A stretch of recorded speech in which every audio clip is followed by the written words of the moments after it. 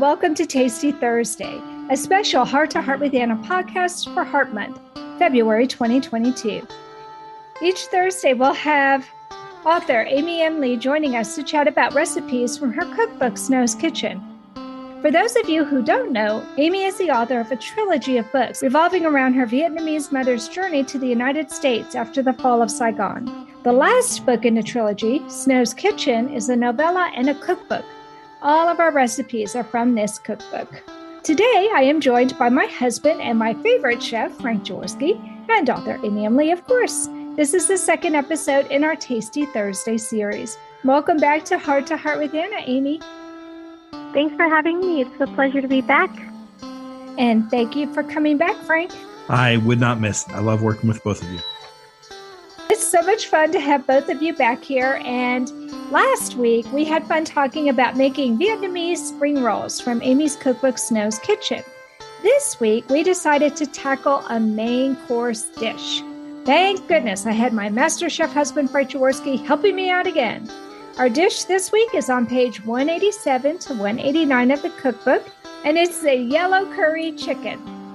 Just like last week, we wanted to make the recipe as keto-friendly as possible. That really wasn't too hard to do with this recipe. First of all, let me say that the original recipe had about 35 grams of carbs per serving. To reduce the number of carbs, we only used sweet potatoes. We used agave instead of sugar, and cauliflower rice instead of jasmine rice, or noodles, or baguettes. The revised carb count for us was 18 grams per serving. Does that surprise you, Amy? I was going to say, wait, what? So it was 35 grams. 18? But yeah, yes, it was 35 grams with the regular rice and the regular sugar and the russet potatoes. And since we converted all of that to try and make it as keto as possible, we almost halved it. Sweet potatoes really don't have a lot less carbs than white potatoes, but they have a lower glycemic index. They don't push your blood sugar around quite as badly. And even with the coconut cream, which was one of the big criminals in terms of carbs, it still got it down to 18 grams. That's incredible. I know. It really is interesting when you start doing the math, how just making a few substitutions can really make a big difference when you're on a keto diet, especially if you're diabetic and this is something that you're trying to control without medication or without too much medication. I think what I love most about this recipe was the lemongrass and the ginger. I ended up using kitchen shears for the lemongrass in the marinade. And then, Amy, you instructed us to use a mortar and pestle for the curry broth. The fragrance emitted from the lemongrass was amazing. And on top of that, we used fresh ginger. And when I first tasted the curry, that's the flavor that really struck me. Oh, yeah. The ginger and the lemongrass. We use that very often in Vietnamese cooking. So, and the mortar and pestle, like that has a permanent real estate spot on my counter. I use it all the time for garlic or whatever it is that I just want to release the flavors. I just mash it in there, throw it in the skillet or whatever, and it just smells so good. Yeah. I bought one of those when we were on a cruise visiting Mexico. And good thing we were on the cruise because the darn thing is so heavy, putting it in my air luggage would have been a huge mistake. But I don't get to use it often enough, so it's nice to use it for this. Right. Oh, good. Yeah. So, Frank, what did you think about the curry? Well, I like the curry, and I'm a big fan of curry. There are lots of different kinds of curry that I do like. I don't know if I've ever had yellow curry before. And of course, you can increase the heat if you want to. That's one of the nice features about it. I was very happy with it. Well, this was my first time ever to have curry. And I admit I was scared because I always thought curry was really spicy. But I am a big fan, Amy. Your curry is amazing. Thank you. I can't believe you've never had curry, Anna. Well, I hope that you have more often. It's just not something that my family ever made before.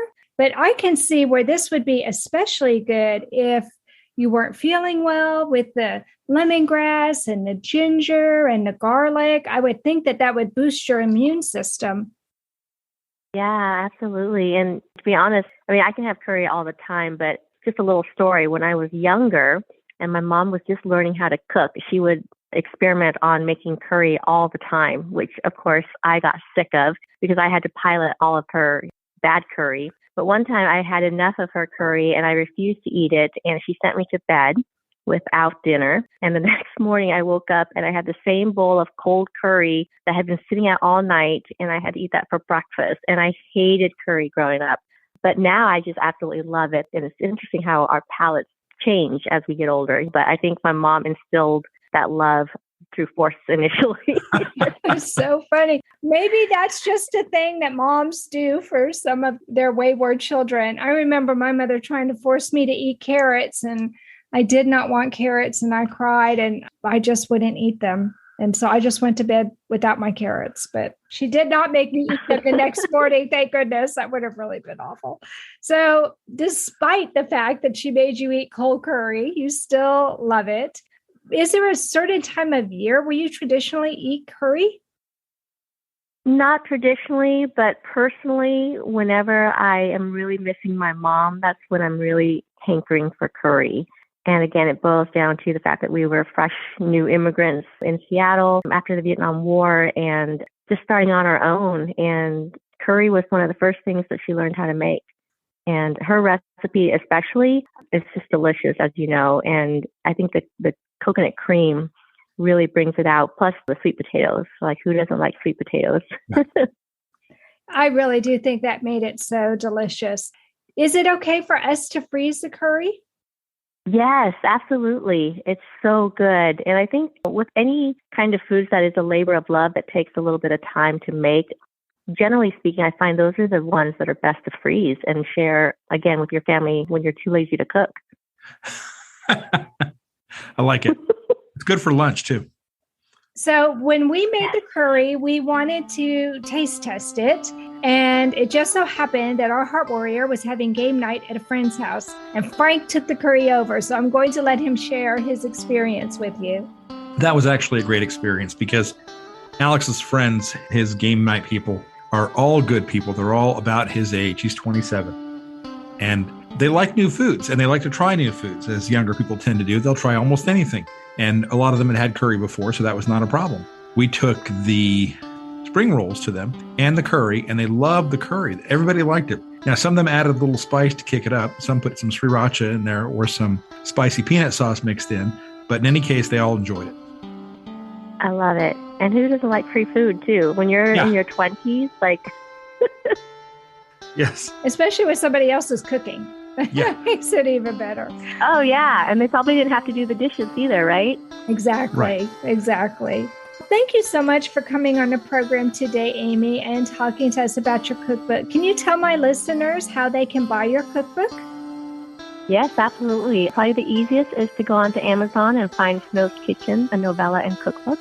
Or you can support independent bookstores by going to bookshop.org. And then if you want an autographed copy, you can go to my Etsy shop. Just search for Heart Community and you'll find it there. Okay. That does conclude this special Heart Month Tasty Thursday episode of Heart to Heart with Anna. Join us tomorrow for Fun Fact Friday. We'll be learning about what kind of arrhythmias are actually life-threatening arrhythmias. Until then, remember, my friends, you are not alone.